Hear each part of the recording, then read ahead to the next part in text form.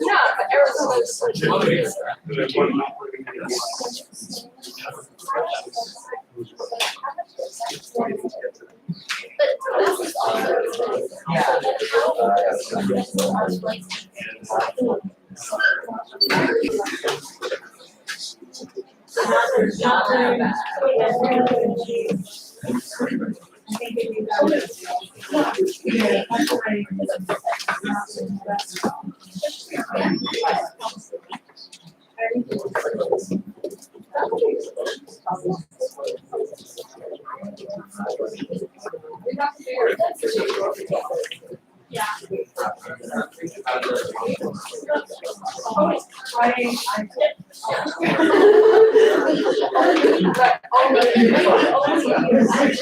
you have to be 25, I think.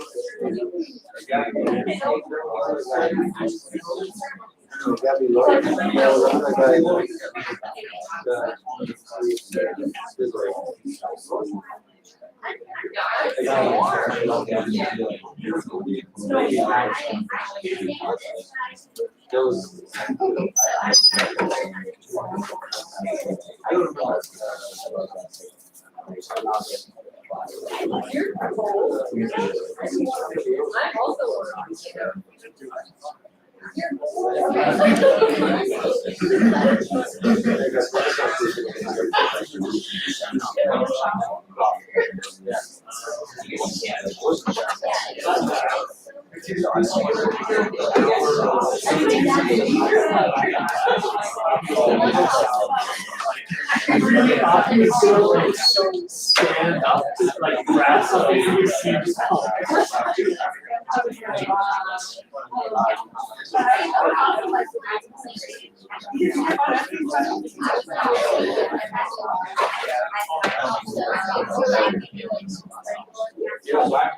Also, like,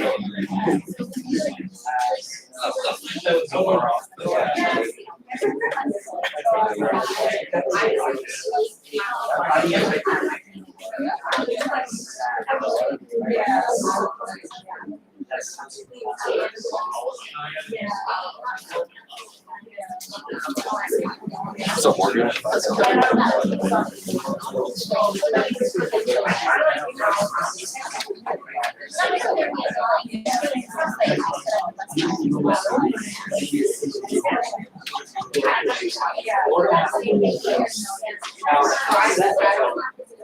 Yeah.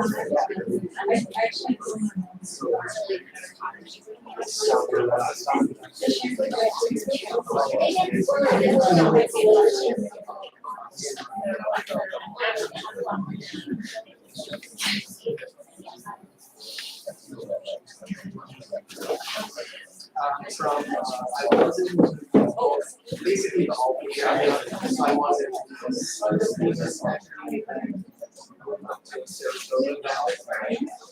My dad's in the middle. Kind of just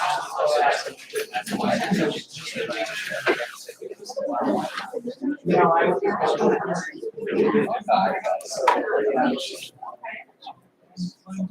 good afternoon, evening, everybody. It's great to see you all here. Irons and Skip, one of the two co-directors of Genocide and Mass Atrocity Prevention. On behalf of IGMAP, I'm delighted to welcome one of our two current resident practitioners in IGMAP, our dear friend, he has been a resident practitioner for a bit of time now. He's ending his residency, sadly, at I think, kind of next week. So, but he's been a great presence, a really important presence here at IGMAP during this time here. We, when he said he would leave his residency, that we would see him in his capacities. Early in his career, what he worked in the Ministry of Interior and in the Directorate of Local Governance in Afghanistan. He is a Binghamton alum. After that, he came to Binghamton University as a Fulbright Scholar in 2016 and graduated with a Master of Public Administration and an MPA degree in 2018. So you MPA students here, you would be inspired by his. After graduation, he returned to Afghanistan and obtained a position in the Office of the National Security Council, the ONSC. Starting as a senior national security staff in 2018, he served in different capacities with the ONSC until the Taliban forcibly took control in August of 2021. During his time at ONSC, he worked closely with the United States Army, U.S. Department of Defense, and U.S. State Department officials, and was responsible for a number of important national security projects, managing them within the Afghan government and in coordination with the United States government officials. He managed to evacuate in August, just barely, only days before the final U.S. withdrawal. And 2 months later, he was able to come here and join us here in the United States. Happy to see. Since his joining of the Afghan diaspora community, he has been extremely busy with a number of projects, most notably working with a team to document for eventual prosecution of Taliban atrocities that are committed against civilians, especially former government officials, and these days women in Afghanistan. We are always happy to listen to what his insights about not just Afghanistan, but about global fragility in general. And the title of his talk today is Understanding Fragile Contexts, Lessons from Afghanistan. Please join me in welcoming him.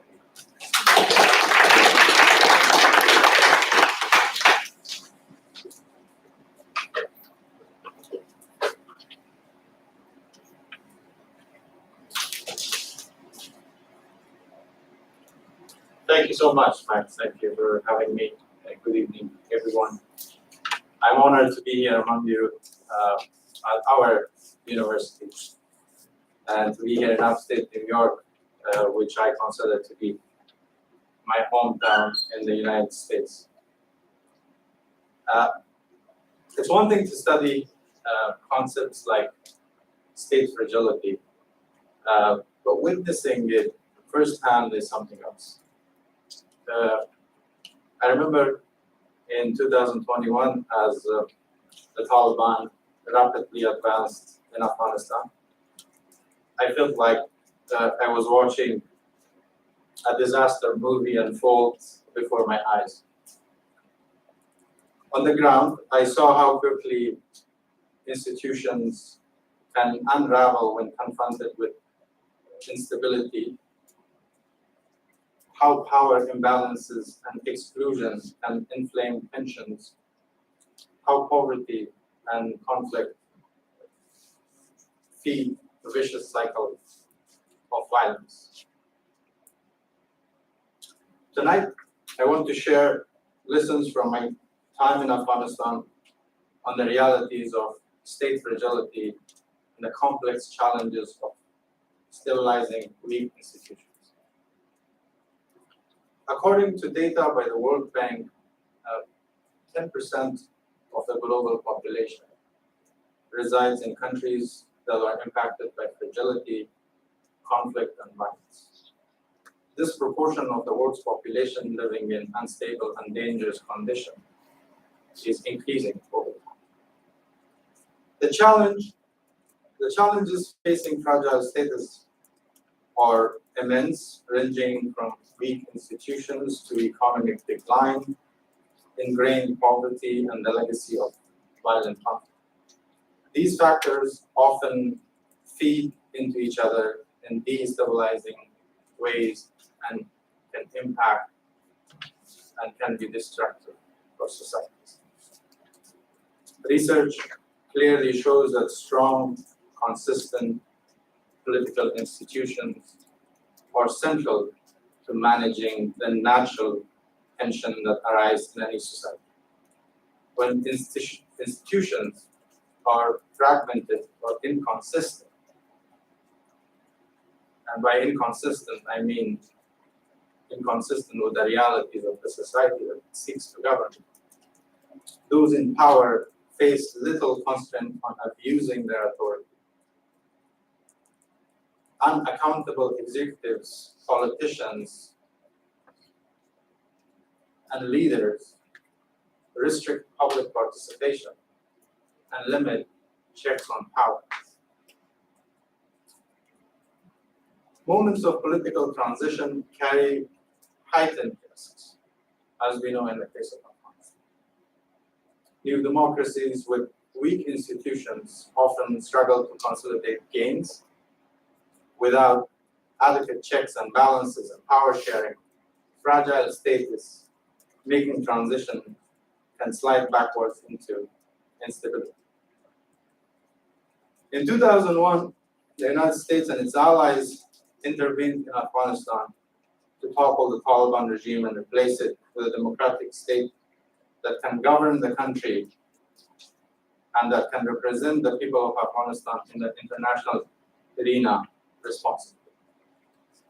Afghanistan before 2001 was defined as a failed state, and there was so much violence that the ordinary people of Afghanistan were ready to welcome any system that could offer stability, certainty, security, and basic services. In the year before 9/11, my cousins and I served as private policemen of our extended family. Though we were young boys, we grew up as security guards looking after our community, a service that a legitimate state should offer and provide to its citizens. Every night of the week, I remember my cousin Tayyip and I would go to the rooftop for our family house in northeastern Afghanistan to watch for anything suspicious happening in the neighborhood. He was 5 years older than me, and he would play flute, hoping that his crush, the girl a few doors away, would be listening and would be impressed. Deep in the sound of the flute, however, one could hear the pain and the pity of an entire nation without a state. This was not the first time stability had collapsed in Afghanistan, and it would not be the last. Throughout history, kings and emirs have tried to impose social order from Kabul. While some have succeeded in bringing temporary stability, none have produced lasting, uninterrupted safety, peace, and security that the Afghan people need. The biggest mistake the 21st century state builders made in Afghanistan was laying the bricks of the new Afghanistan state on the same foundations that have never worked in the past. The 2001 Bonn Agreement appointed an interim authority based on the 1964 Constitution and neglected the social need for decentralized democratic government. Proponents of this approach thought they could build a democracy on the top of the same institutions that previous emirs and kings had used to operate. Unaware of the long-term consequences, their Western partners inadvertently agreed to create a zero-sum game by centralizing governance, competition, and power in Kabul. Despite initial disappointments, our generation started to enjoy this new environment filled with possibilities. We wanted to contribute. I started by civic activities and ended up getting a job with the government. My cousin Tayyip enlisted as an officer in the Afghanistan Democratic Defense and Security Forces. In 2015, he was badly injured in an action when the Taliban ambushed his convoy in Badakhshan. He died the day after in Kabul while trying so hard to appear brave and suppress groans. His final moments still haunt me. And with that, soon the excitement of experiencing living in a democratic country turned into disappointments. Security threats grew and the quality of governance decreased. People's grievances with the state increased. And the state that Tayyip and so many other Afghan American soldiers died for could not even enforce traffic lights in Kabul. Now, what caused this decay and this fragility? The first blow and mistake was imposing a centralized government that was so far removed from the realities of the society in Afghanistan. But it would be appropriate for me here to also delve into the structure of the government internally, and then the way that certain institutions were built and their dependency on foreign presence and on foreign aid and foreign contractors. The Afghan security forces, which was the only force that would provide protection for the Afghan state, was built in the conventional image of the US Army. They were not prepared to fight an insurgency that required unconventional methods and tactics. The ANDSF, for sure, were also dependent in terms of technical contributions, in terms of systems and technologies and support on international forces and as well as contractors. Without these support, the ANDSF would not function at their full capacity.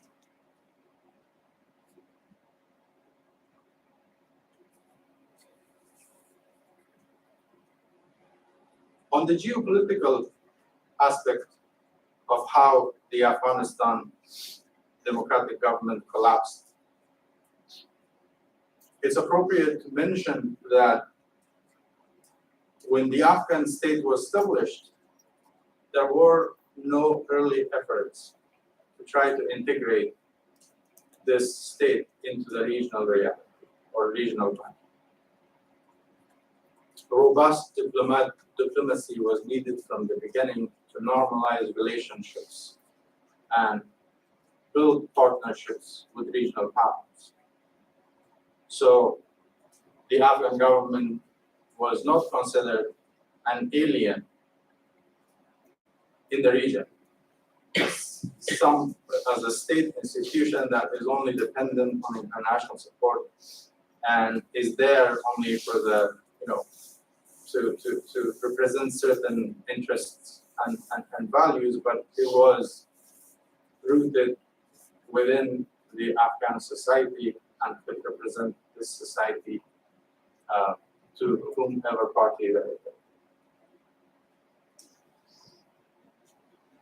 Poverty and economic factors do play a role, fueling grievances and straining state capacity. In the case of Afghanistan, corruption was an issue that the international community and also Afghan politicians did not take seriously from early on. This issue was not only challenging the state and the government to function very well, to do its basic function, but also was generating grievances among the population. That a tiny percentage of Kabul elites are getting richer and richer and richer, while Afghanistan, while the majority of Afghanistan population is dealing with poverty, is living with daily security threats, and cannot afford their basic needs.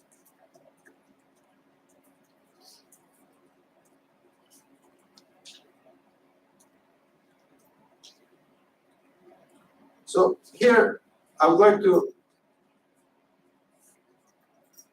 talk a little bit about, what can we learn from the case of Afghanistan? I'm sure that down the road, at some point, the United States as well as other, relevant actors would find themselves intervening in another context. In another context where, it's fragile and then help is needed to stabilize that. I think the number one lesson that I would emphasize very much is to let the local population take the lead on what form of government, the composition and the structure of government they want and they think is aligned with the needs of the society that they exist. And how that would help the sustainability of the state, where the state is not considered to be this isolated institution in a box removed from the population, but it is part of the population, and if there is a time, the population will mobilize and defend this. How would we ensure that possible? What sort of approaches shall we undertake to make sure that happens? I think Afghanistan provides great lessons in that area to anyone or any actor that is planning to undertake such an adventure as state building or nation building. On the issue of empowering security forces, building security forces from scratch to make sure that they are able to provide law enforcement activities, they are able to provide defense, and they are able to provide security and protection for everyone. Afghanistan also has can share lessons in terms of what form of security force, with what structure, with what composition is needed to be so it's context specific and it is aligned with the sort of threats that society is facing. Afghanistan never faced a conventional threat. Afghanistan never faced a threat from another country, threat of invasion where two armies would fight each other. Afghanistan was facing an unconventional threat from an insurgency/terrorist group that required a different structure of the forces to be able to be mobile, to be able to rely on local resources, to be able to have grassroots relationships with the communities that they try to protect. If we discuss every issue here, I think it would take a lot of time, but there are lessons, there are data, there are research that would help individuals who are interested in studying how some of these lessons can be applied in other countries. In terms of foreign policy, it's crucial to allow the host government to exercise some level of independence when it comes to dealing with other states, with other peers in the region. Because at the end of the day, a country does not exist in a vacuum. Countries exist in certain geopolitical contexts, and they have to be, connected to that in some ways. Otherwise, it would be so hard for those states to survive, particularly for states that are landlocked, like Afghanistan, and are dependent on other countries in terms of access to the sea. I think the lesson that we can learn from Afghanistan in this case is to empower the diplomatic capabilities of the host state so they can independently engage other countries and then build partnerships while still maintaining a status of active neutrality. This is important for the survival of the state. My first hand experiences from Afghanistan show. In 2021, for example, the Afghan democratic state in Afghanistan was very, very isolated in the region. The Taliban had more troops in the region than our foreign ministry. We were isolated at that point. And the reason for this was that, early on when there was no threat, the Taliban were not that powerful. But we had neglected to engage the region. We had neglected to engage other relevant actors that are essential in our survival. A last-minute approach always seems desperate and cannot generate the expected outcome.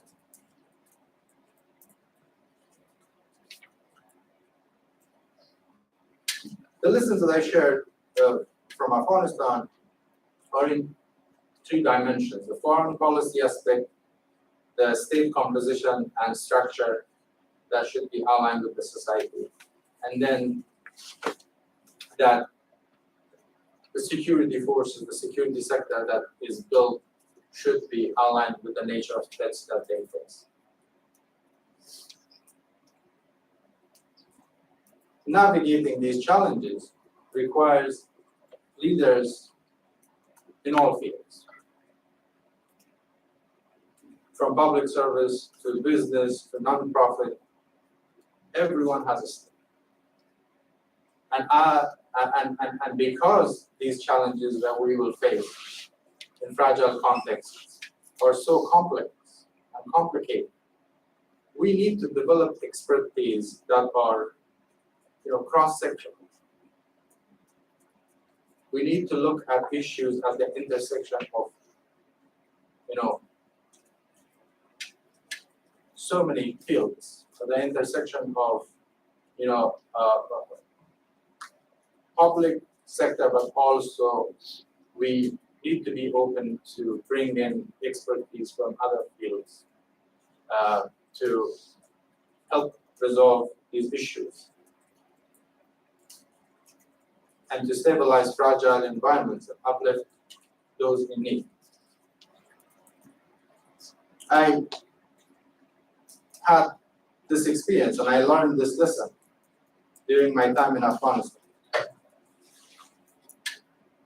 The lesson about empowering people, strengthening institutions, and fostering peace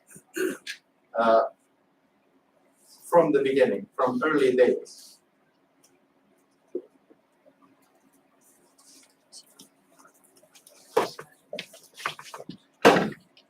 And uh, and the lessons that are important in terms of dealing not just with one threat and issue and priority that is there, but also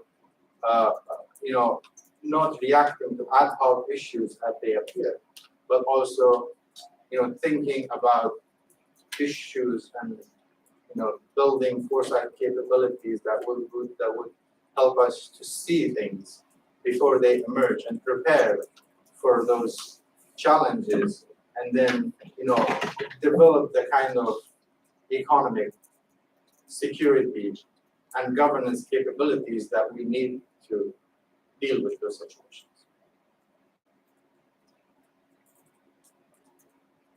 As a public servant, as someone who studied public administration, I took a lot of courses about the foundation of public service,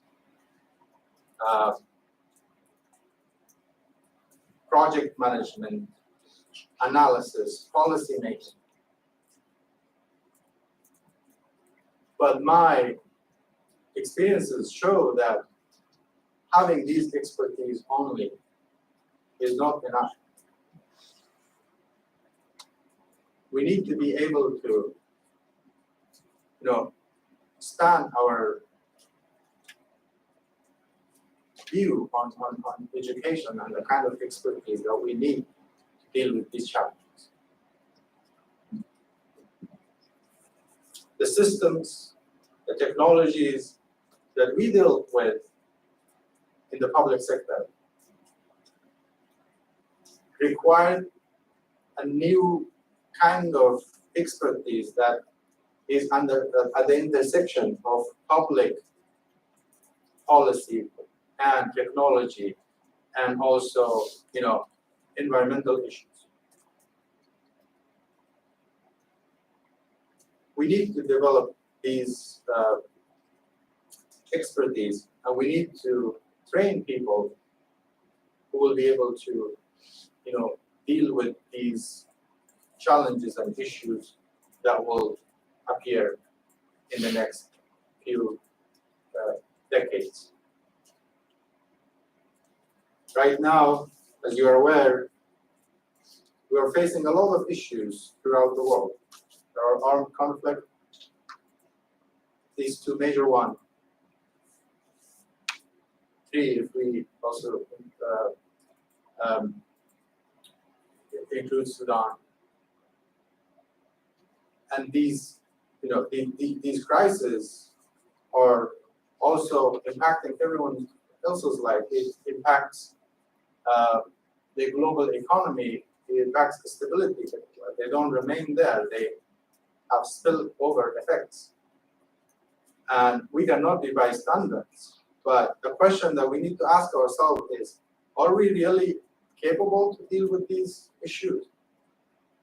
Are we able to do we have the kind of knowledge, expertise, and skill set that is required to face this new environment?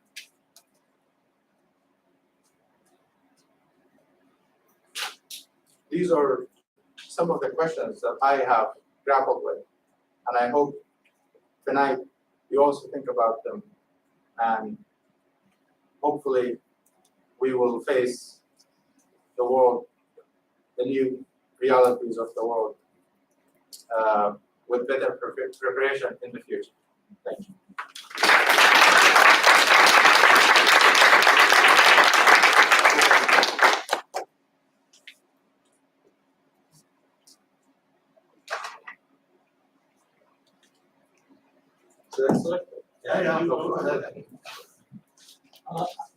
I was wondering if you could elaborate on the documentation of atrocities in Afghanistan, and maybe just what your approach is and your thought process with it.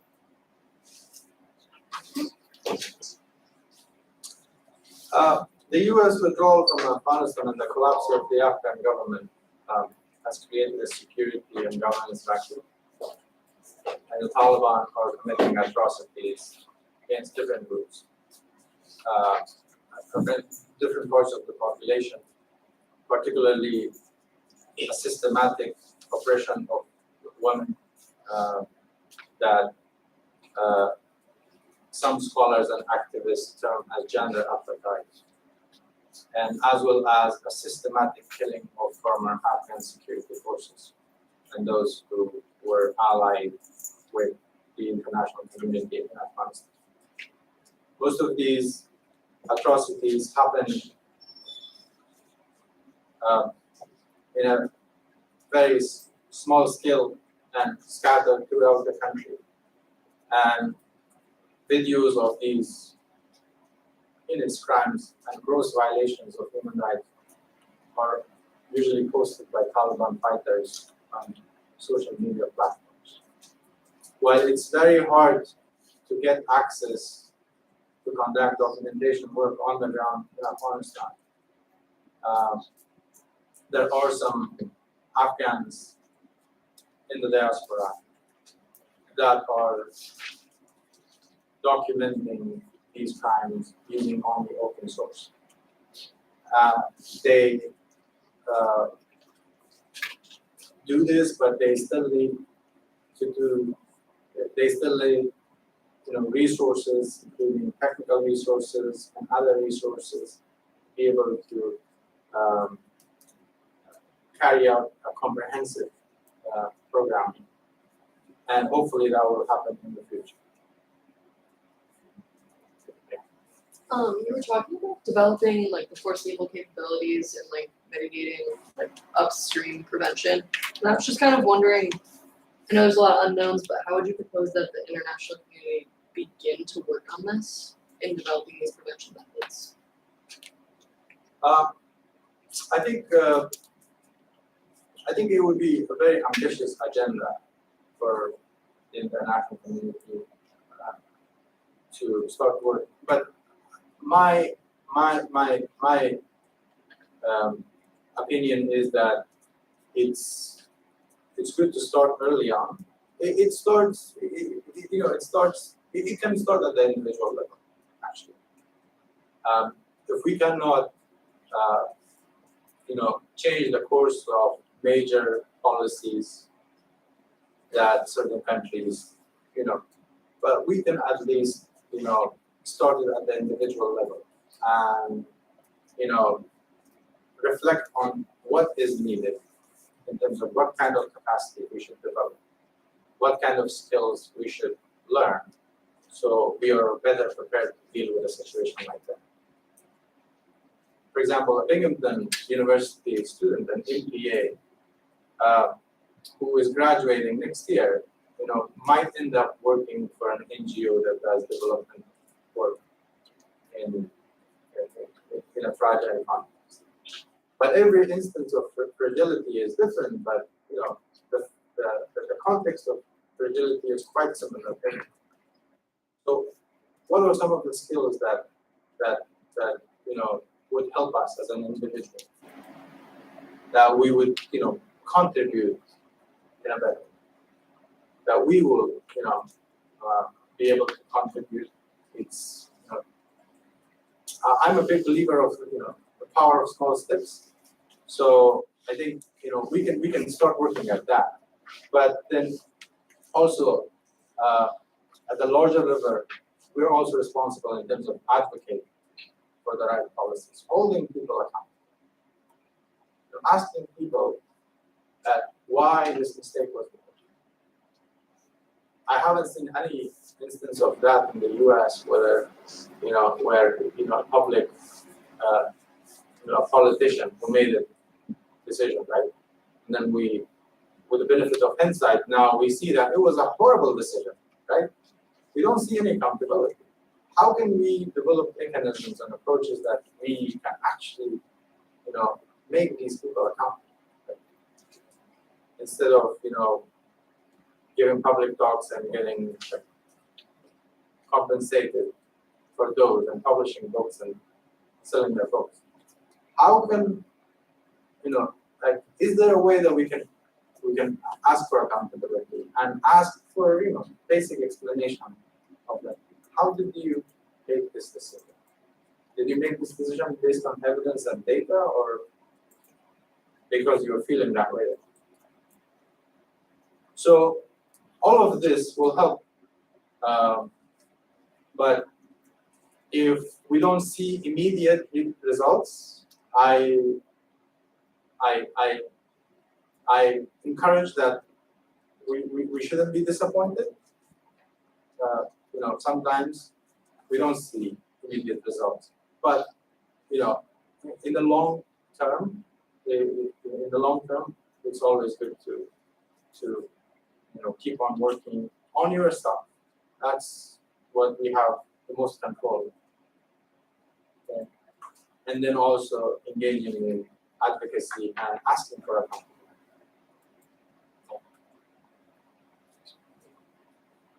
In your opinion, what is the path forward to restabilization in Afghanistan and/or the removal of the Taliban?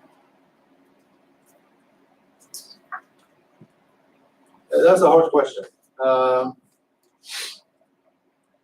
Unfortunately, with the new environment that we are in, it's almost impossible to change the situation in Afghanistan without strong international support. And with this new reality that we are entering in, I don't think we would be able to convince people to allocate enough time and energy and focus on Afghanistan at this time. But hopefully, the least that some of these relevant actors can do is to mobilize people in the diaspora and consult with them, and then hopefully they will be able to at least think about an alternative to the power. Right now, there is no alternative, and that is sad. The average Afghan refugee, once they get to their final destination, they cannot afford to think about this stuff. They have to work to gain a living. So it will require a systematic approach to mobilize this community and then think about an alternative. And hopefully down the road, when the time is right, then at least the alternative is ready and then there will be a smooth transition.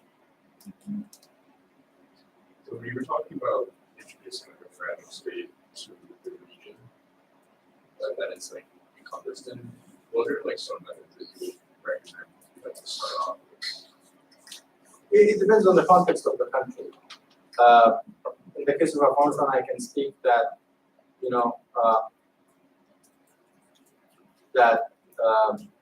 there are certain rival powers in the region, and early on,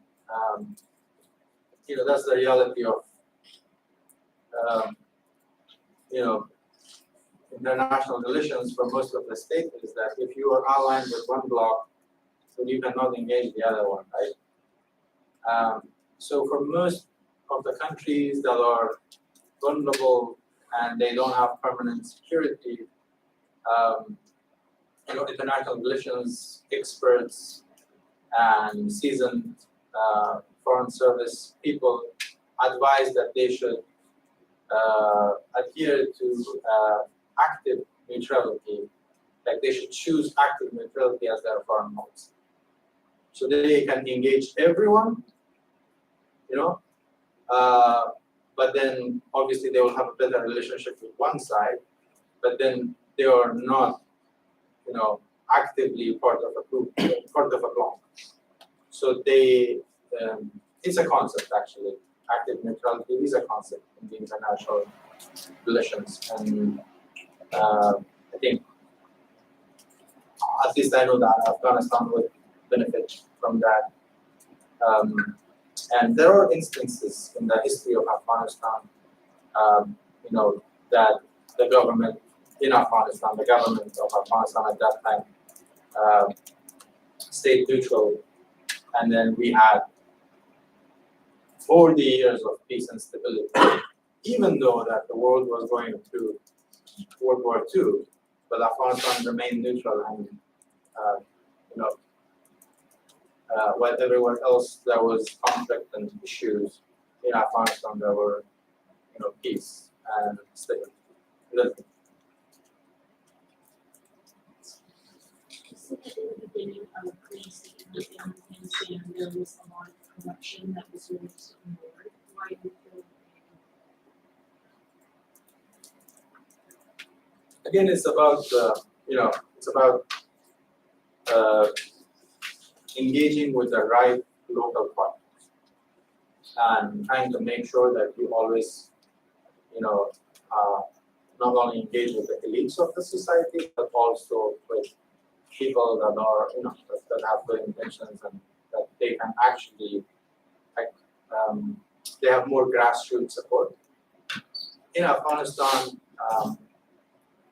in the beginning, you know, frankly, the issue was that, you know, they wanted someone to speak English. Like an English speaking person would obviously, you know, get closer to the international community and, you know, they would have more access. He would be heard. And, you know, soon this crowd actually started, you know, partnering with contractors. So it's like, you know, it became an ecosystem. And there were a lot of vested interests, you know, from every major stakeholder that you can think of. People who worked in the government, high-ranking jobs, people from the private sector, people from the contractors community, people from, you know, different tribes, they were in on it. And, you know, at some point, it was too strong. The state did not have the capacity to go after it because they had grown into an ecosystem of its own. And it was very hard to, you know, address. It was very hard to disrupt. But I have to say that, you know, if there was enough political will, then, you know, the Afghan government had the capacity to go after them, prosecute some of them, but that never happened. That never happened. Not even one single case of corruption was investigated or prosecuted, and that is very, very unfortunate.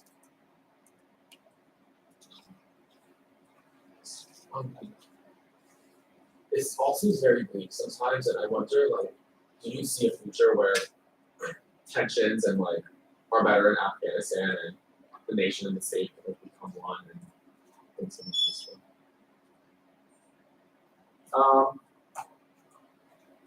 There's always a possibility, you know. I think we, you know, the humanity as a whole, we are capable of dealing with some of the challenges that we face, whether it's in Afghanistan or somewhere else. It's just that there will for it, are we really able to make certain compromises and leave certain competitions aside, and then think about the prosperity and future of society? That I'm not sure about, but, you know, I'm hopeful, and I hope that, you know, I'm actually certain that there are better days ahead.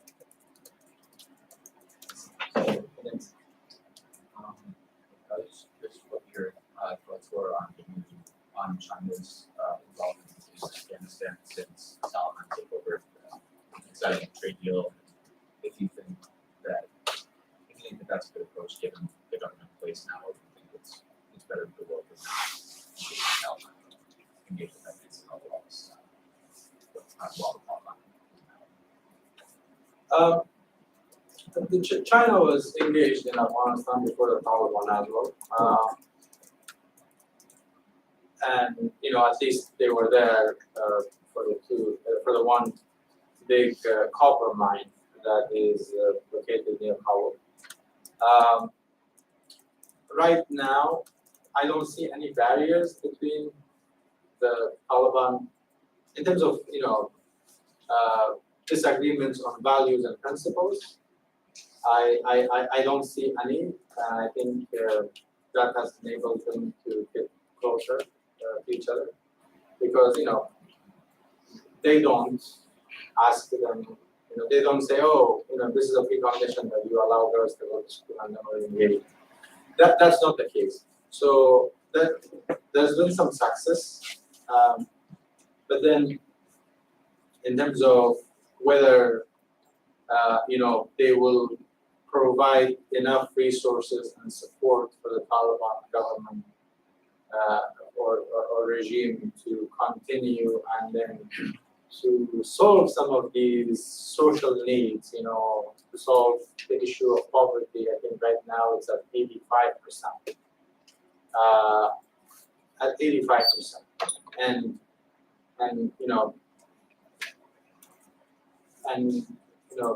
the issue of hunger, and soon I think within the 2-3 years after that, based on data that we had from NASA at that time, is that the northern Afghanistan will go through a very severe drought, where there won't be rains and there won't be access to water for a long time. That will, it might surprise you to know that water is the number one driver of conflict. So, would China be able to, provide all these resources that will allow the current authorities to deal with these issues? I am not sure. But in terms of their interest in mines and natural resources of Afghanistan, I think they have shown that interest during the field. Sam. Yeah, well, I think for now, I'm sure most of the organizations are operating what I call desktop operation. So I was wondering, with most of the donor community, they have billions of money that they want to really help. So if they want to approach you so that you give them a strategic plan, especially on how they can improve the lives of women and girls in Afghanistan, what would be the immediate thing that you tell them or you advise them with choosing your word correctly without telling them more? I think I will ask them to invest in building online schools for Afghan girls, where they would be taught, through Zoom. And as of now, we still have access to internet in Afghanistan. And I think, there are some organizations that do this work, and I'm all for that kind of work. But it's not systematic. It's not large scale. It's very limited. I think an important step would be this, because it's been 2 years that Taliban have taken Afghanistan. We have to be careful with waiting for too long, because we still have a generation that remembers what it was like to live in a society that had, that was relatively democratic. Afghanistan was the most democratic country in that region compared to Pakistan, Iran, China, compared to its immediate neighbors, all Central Asian countries. It was the most democratic country. So this generation remembers that era. It's like very recent. And in order for us to protect that gain, is to emphasize on this, that women of Afghanistan, girls of Afghanistan should have access to education. And if we can do something about it, if we have the resources and somebody approaches me with the resources, I will say this should be the number one thing.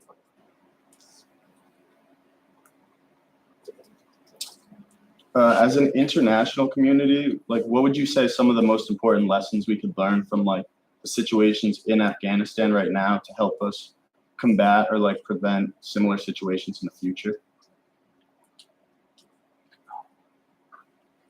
I think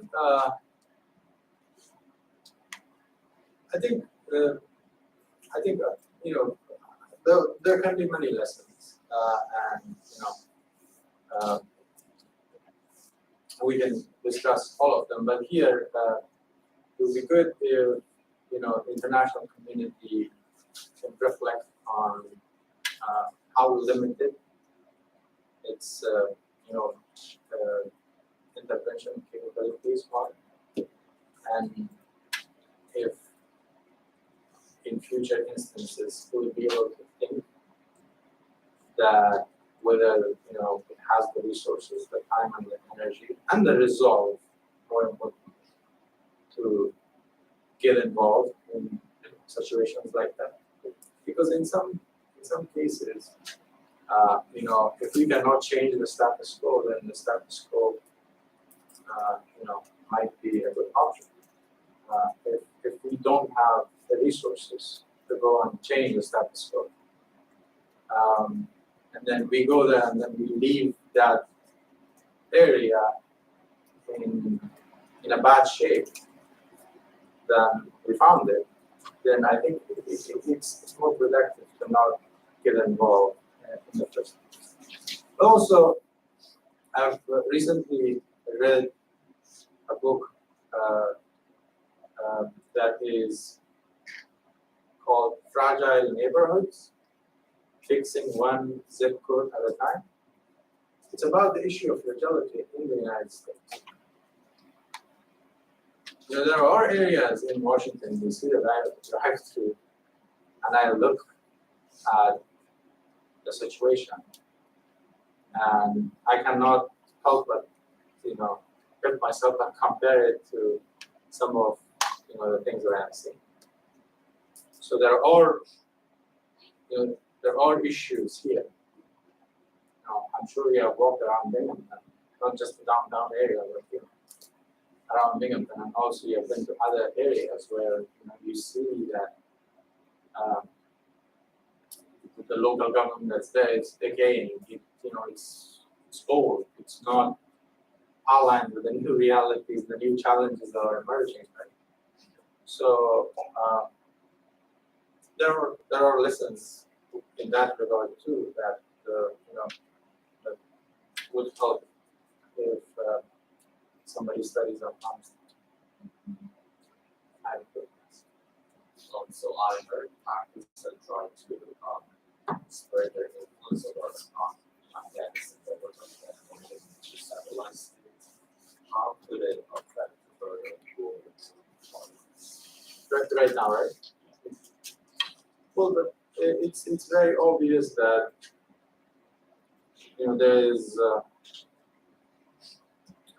there is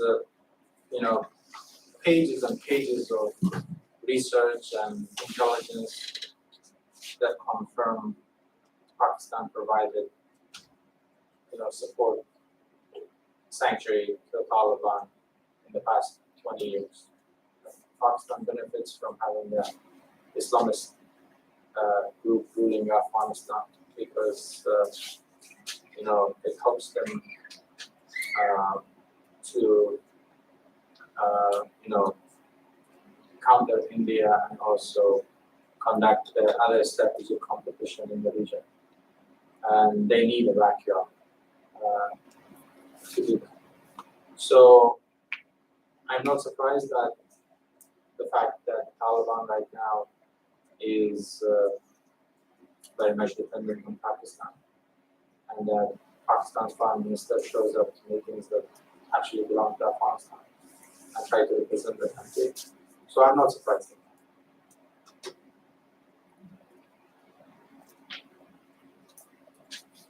If you could talk to American political leadership like Joe Biden, the next American president, and they asked you what they should do to better the situation in Afghanistan and people, what do you think you would tell them?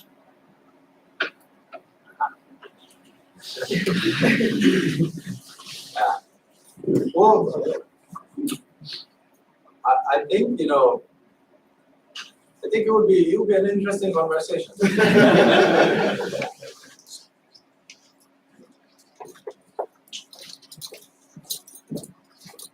So Sorry, that's all I can say. Okay.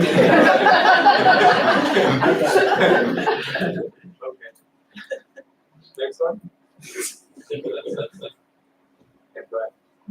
I wanna ask you another question about the documentation efforts, and based on what Clinton asked me to think about it, because there's a lot of conversations now about content moderation on social media platforms.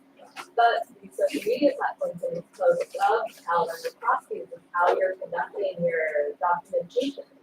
So is there some kind of like conflict between both wanting to moderate content on social media platforms to avoid like radicalization of other people and incitement to violence, but also wanting to be able to obtain these documents and this evidence of the atrocity? Yeah, it's a double-edged sword. You know? I remember,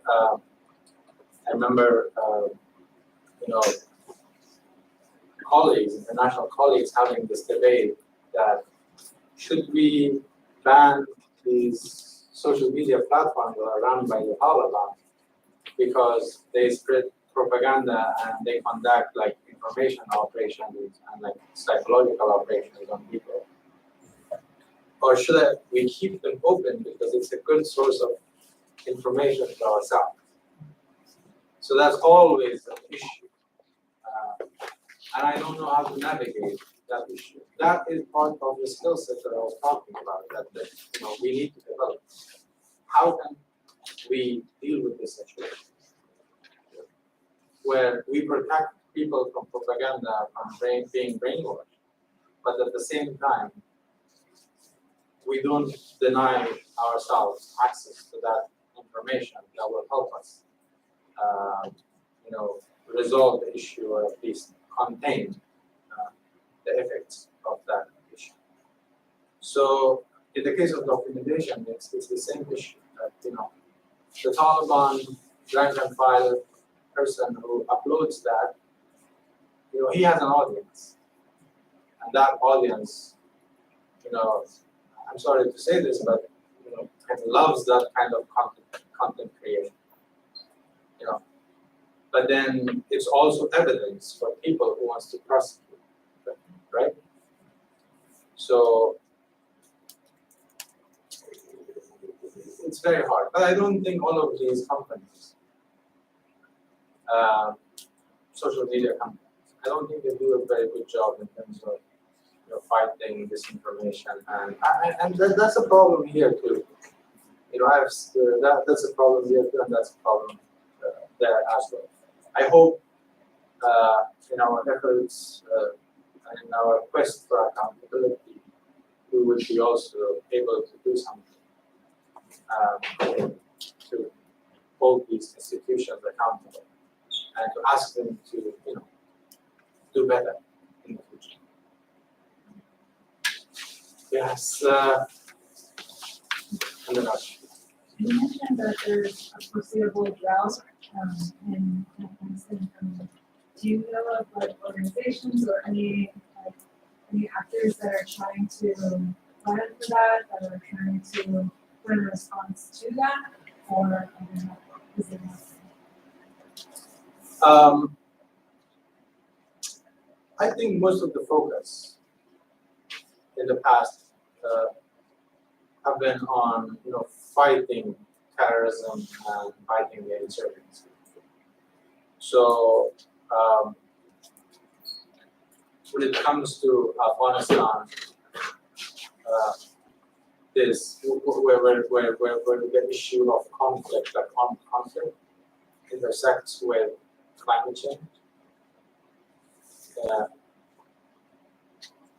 I don't think the former Afghan government and the regime today, and most of the NGOs that work there, I don't think they have much attention.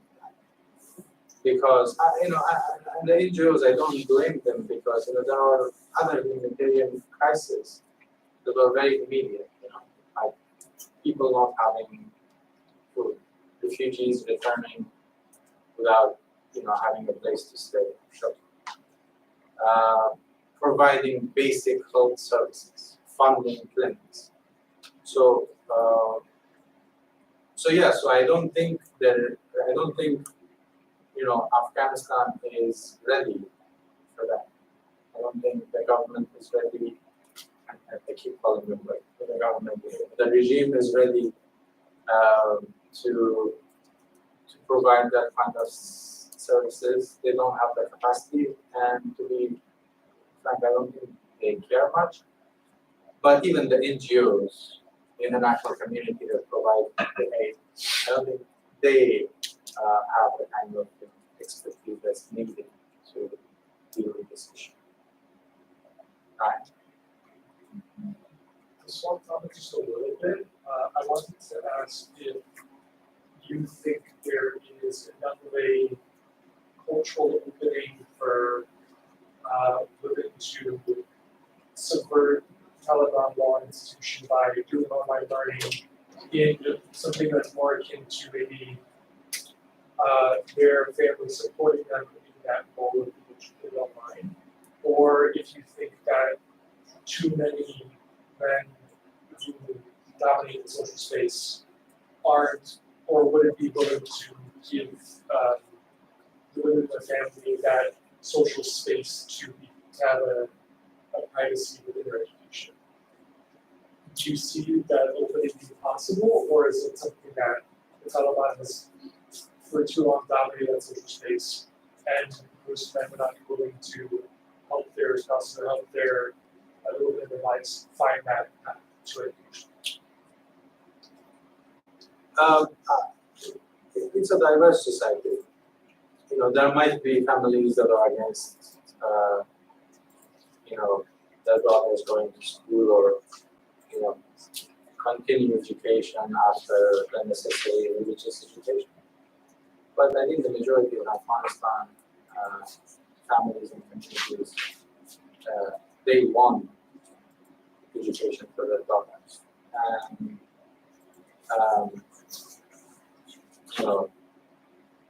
the testimony to that is that millions of girls were going to school across Afghanistan before August 2021. And when you see people like taking refuge, leaving Afghanistan, in most cases, families leave Afghanistan because they think that their daughter don't have a future.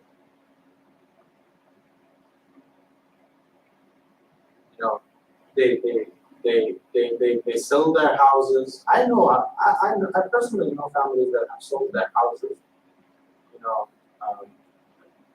lower, in a lower price, almost half price, decided to leave, and then just go through the uncertainty of a refugee life, just to avoid this situation, this harsh environment where the daughters cannot go to school.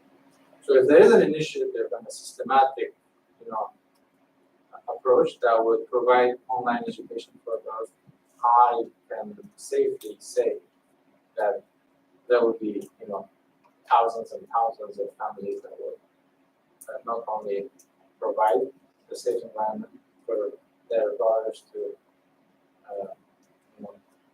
pursue their education, but they will also support this process. Yes. In regards to Afghanistan, there's different critics and scholars saying different opinions. I was just wondering what you think on the liberal critics who say that in 2001, when the U.S. invaded Afghanistan and stuff, especially like criticizing the Bush administration that it was a war crime and the Northern Alliance the U.S. supported was similarly banned to the Taliban, basically caused more trouble and eventually led to the empowerment of the Taliban in Afghanistan. Right? Would you say that they have a value, or are they ignorant or overstating about those things? No, I agree that there were issues with almost all groups involved in Afghanistan. I don't think those can justify the existence of the group at the time. I think the people of Afghanistan are capable of forming a government that is somewhat accountable to them. Like we have a very good example, recent example. And then basically, investing in that, and then, they are not just supporting such a system just by speech. They have actually provided their sons and daughters to die for that. Since between 2001 and 2021, when the state collapsed, more than 100,000 Afghan forces were killed in action. A few other 100,000 were wounded. This is all sad. These were people's children. Families supported them to conserving the Afghan army. So I don't agree with this assessment that Afghan society wanted peace and stability, and then Taliban came. That's a Taliban narrative, and it's wrong. It's wrong. A graveyard can be peaceful. Everyone is dead, right? So Taliban's definition of peace is that peace in the graveyard. We intimidate everyone, we imprison everyone, we torture everyone, and no one talks. And everyone is at home like at 7 p.m. No one walks around at night, and then that's peace. That is not peace. I don't think that is peace. And if there is someone that disagrees with me, then I don't know what to say.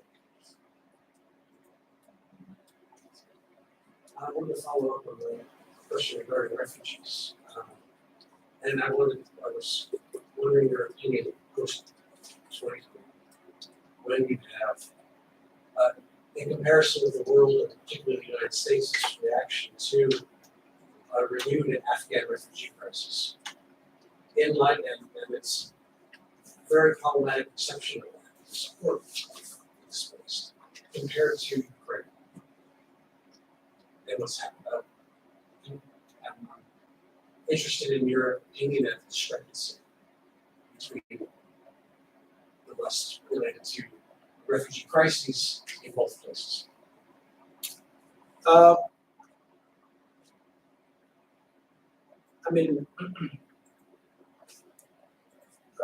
think, in my opinion, I remember some of my colleagues remained in Ukraine, and then the Russians invaded, and then they had to drove part of the way and then walk to the Polish border. And they were allowing the Ukrainians to cross, but they were not allowing the Afghans. And I was on the phone, so I remember that. I was sad to see. But that's also, I don't understand this emotional reaction that people tend to have when it comes to Eastern Europe.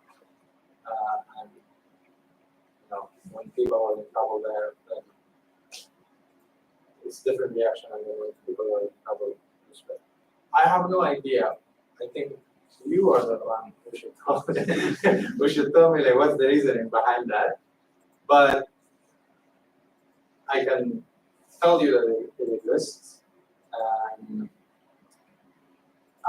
I did a report about some of the the refugees from Africa and Israel that when this new crisis happened,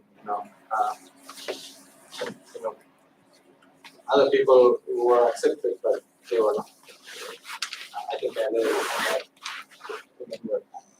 So that is always an issue. It's always an issue. Unfortunately, refugees go through a lot of trouble. Right now, Afghan refugees, the ones that go to Pakistan and use Pakistan as a waiting room until they are processed, they have their documents, and then they go to their final destinations. Others who choose to take, the illegal route of, going to Iran, to Turkey, and then, getting on those fishing boats to go to Greece. And so many of them actually do not make it. It's sad and it's harsh, and I don't know what to say, to be honest. But I know that it's hard. It's just that we were talking with Max last night about this, that you leave the aquarium and then you don't belong in the aquarium, right? And then you go, you break the aquarium somehow, you get out, and then you don't belong there also. So what do you do? I think reading novel helps. Question maybe ending on, or getting close to ending on better note. I thought you did a wonderful job at diagnosing the fragilities of the former government, and I accept exactly your analysis. But could you do the same with the current regime? What are its fragilities, or are there no fragilities? Because I think in those fragilities is where you find them. I think they were very fragile.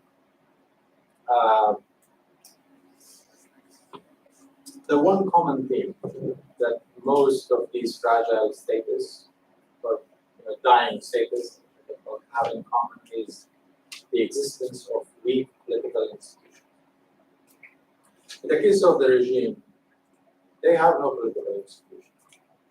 I mean, they have armed men and then a structure that is very similar to an insurgency.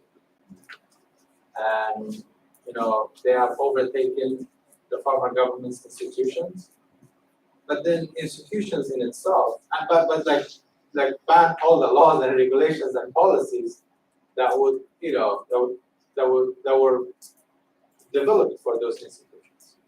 So you can't say, oh, I'm the Minister of Interior, but there is no law for the police. Like, oh, I'm police. Like, I can go outside and say I'm a police, but I will be arrested within 10 minutes, right? So, because, if I represent an institution, that institution should be based on laws and there should be a general framework of governance for the country. The only thing that they have published is a 500 manifesto, 500-page manifesto. And it came from their Chief Justice. And all they say is that, oh, Western education is evil, women's education is evil. That is the prescriptions, most of the paragraphs there, So, based on that, I think, unless they agree to, form a broad-based government, agreeing on a framework of governance, accepts laws and regulations, they are very fragile, and as of now, there are grievances. They are boiling in Afghanistan. But then, it's very recent. It's only been 2 years. So, fragility takes a little bit of time until, the last blow. But I completely agree that, I can say that they are fragile. I can say that they are not going to last. And it's just a matter of time, unless they change. I have two questions. Based on your experience, could you kindly share some of the benefits, if there are, of separating state and religion? My second question, despite the fact that you're talking about fragility, I was just wondering if there are any points of disease, like for the past 2 years, what coping mechanisms have Afghans embraced that have made them still survive now, and the situation is bad, but they're still. coping mechanisms. If possible, particularly for women of Nigeria, I'm interested. Yeah. I think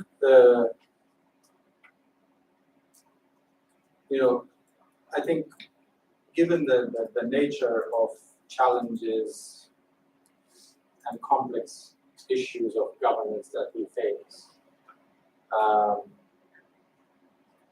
think it's wise to have state institutions that are equipped with today's methods, techniques, and approaches to solve those issues. I don't think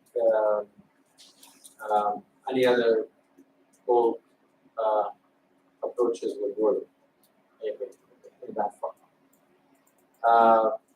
I think societies would greatly benefit from the fact that governance, law enforcement activities are provided by professionals rather than by dogmatic, self-proclaimed religious leader. So I think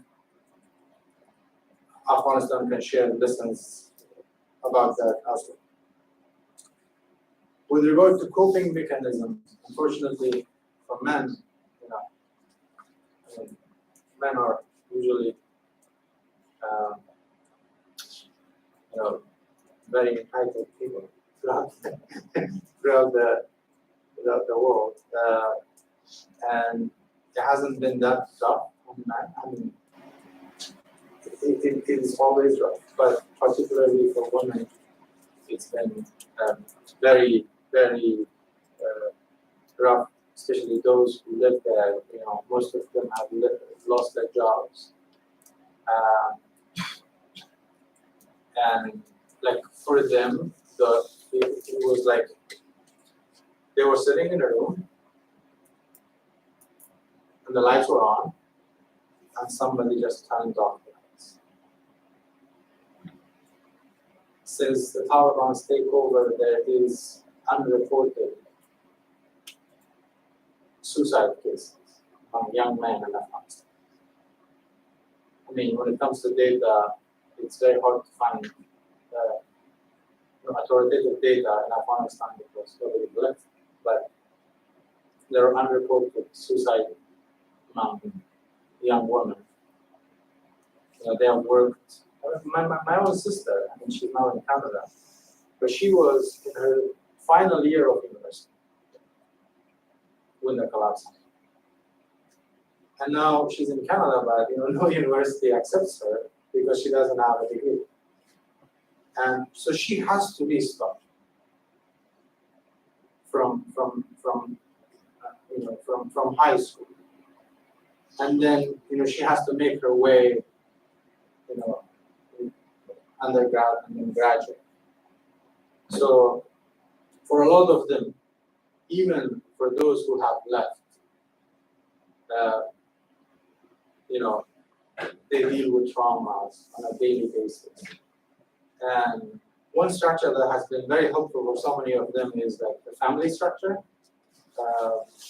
They use this as a coping mechanism, where they have each other's back and they support each other. And then they, provide assurances, and that's it, I think. In some cases, there are NGOs in countries like the US and Canada and some European countries where they provide professional help. And I think that has been helpful to some people. But even that, like receiving therapy in English is not that effective. Unless it's your own native language. But then having professional therapists who speak Farsi or Pashto is a bit rare.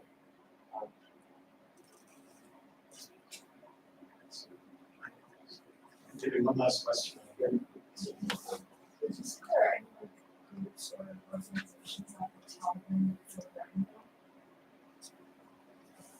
I think right now the Taliban are threatened by Afghanistan. I can say right now, because they are there, they are on the streets, and they protest, and they have remained there, like unlike some, most of the self-proclaimed Afghan men leaders that left and fled. The women are there, and I encourage you to, read on that, on the developments regarding that. They have been protesting. So many of them have been jailed. So many of them have been tortured, but they still keep going on. And to be very honest, I would put my money on them for changing the situation in Afghanistan.